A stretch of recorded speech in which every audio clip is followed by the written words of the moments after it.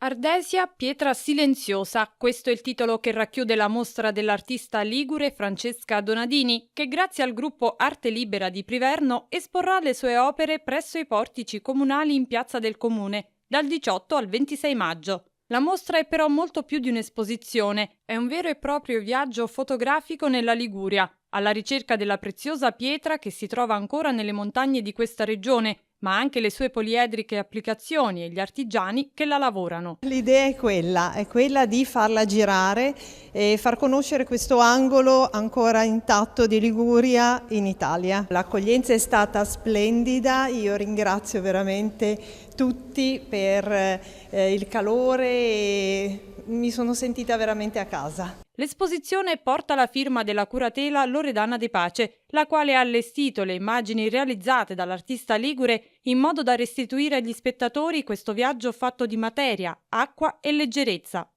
Ardesia, pietra silenziosa è una mostra fotografica di Francesca Donadini, una fotografa genovese che ha raccontato la storia dell'Ardesia. L'Ardesia, che i liguri chiamano, e non a torto, l'oro nero della Liguria, è una pietra molto caratteristica di questa regione.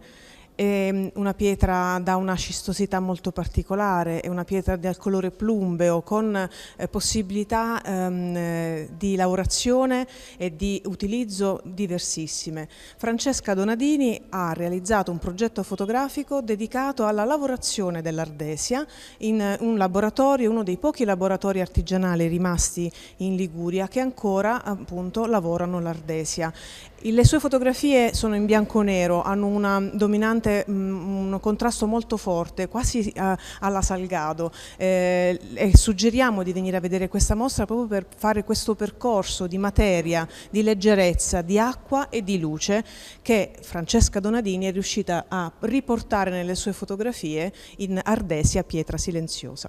Felice e soddisfatta di ospitare nella propria città un artista internazionale anche l'amministrazione comunale di Priverno. È sempre un piacere enorme ricevere queste presentazioni qui nei nostri portici comunali, una mostra che si potrà vedere da oggi fino al 26 maggio e che ci permetterà di entrare all'interno di un mondo in bianco e nero con un materiale molto particolare, a me conosciuto, che è l'Ardesia, e ringrazio come sempre il gruppo Arte Libera che ci permette di avere questi momenti e di condividere con l'intera comunità momenti di cultura e di partecipazione.